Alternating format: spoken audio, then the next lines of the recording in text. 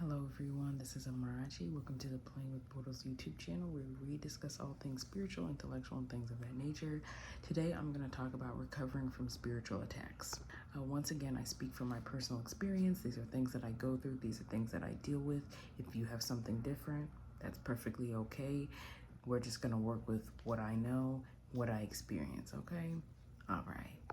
So earlier today, I was taking a walk, or I was walking back from the grocery store, and the crosswalk sign flashed for, a pedestrian to walk. Now, you know that when you're walking certain ways, cars that are making unprotected left turns can also go. But typically what happens is you're able to walk, they wait until the pedestrian leaves, and then they finish the turn. That did not happen. I always watch cars, even when it says walk, because people are whatever. So I'm watching this white car. It's a Ford. It's not a Ford Focus. It's a little smaller. I don't remember the model, unfortunately, and I wish I got the person's plate. But he keeps coming at me as I'm walking. So I have to jump out of the way, and I literally scream, like, are you insane? Like, you almost effing killed me. Like, what is going on? And he just goes, oh, sorry, and speeds off. And I'm like, what the heck, right? I've never had that happen to me. So first question, right? So I safely got home, thank God. First question is gonna be, okay, well, how did you know it was an attack and not just some crazy driver? Well, one, so let's define what a spiritual attack is. Spiritual attacks are when there is, you know what, I decided I'm gonna define it in a separate video because there's just so much to break down. But for people who are well versed with warfare and know what an attack is, know how it manifests, this is for you. And for people who don't know, I will create a separate video. Basically though, in a short way to say this is that these are when things happen, typically at pivotal moments, to delay, distract, or deter you from achieving a goal.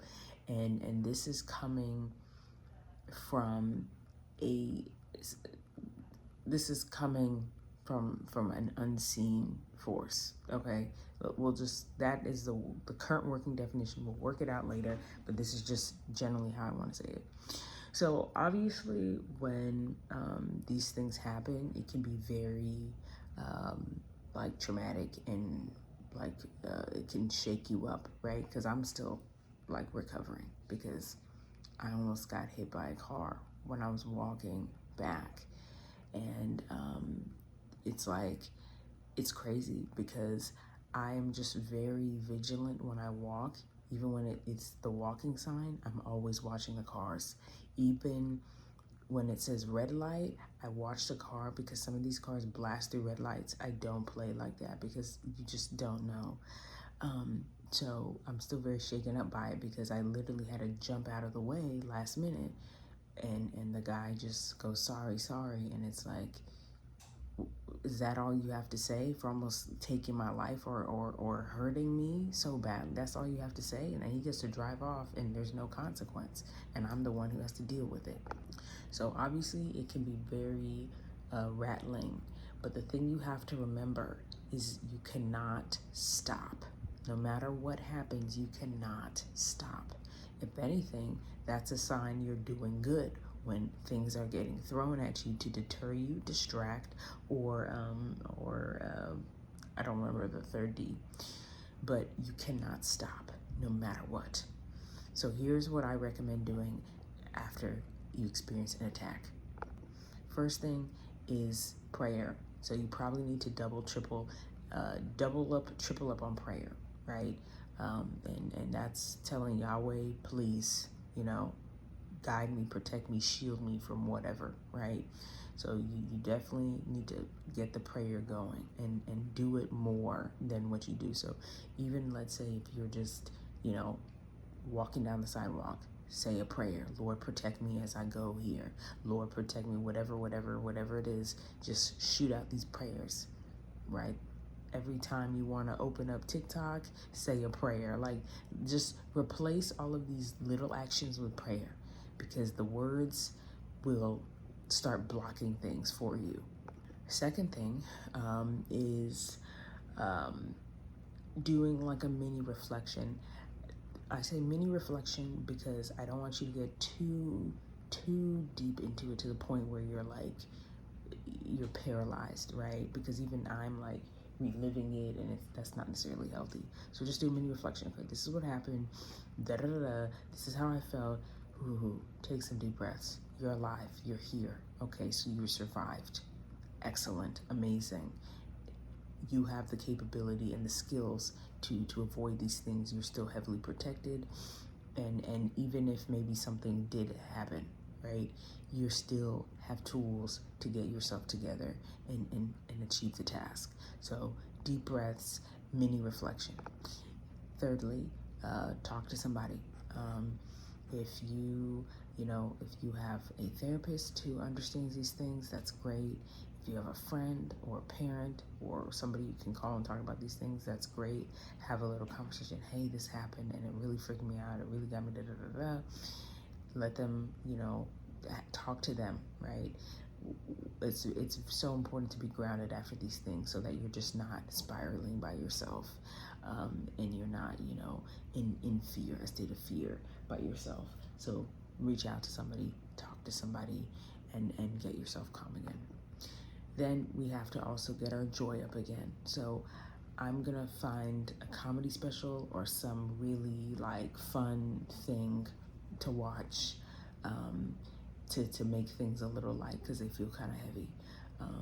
Doing that puts me in a more positive mode, makes me feel more positive because everything is also vibration, right? So the more positive you are, the more that's also a form of strength.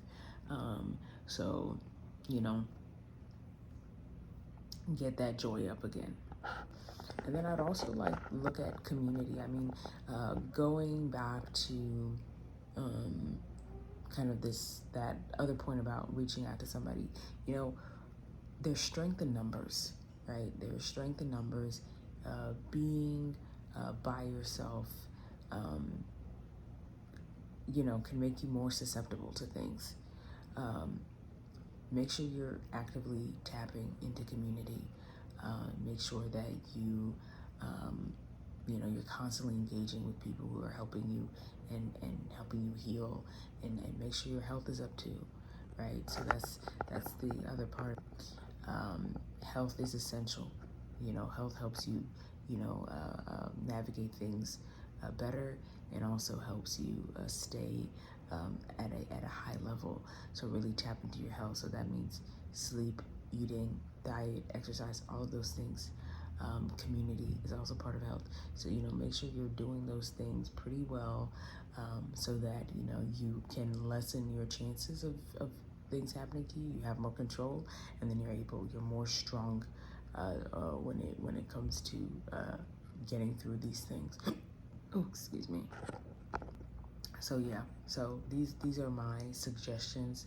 If you're recovering from a pretty something that rattled you a bit, and just remember, keep going, don't stop. I'll dive into the other things more in more detail in another video, but main thing is keep going. Stay vigilant. Get your joy back up. Shake it off. Keep going. Don't live in it, and don't live in fear.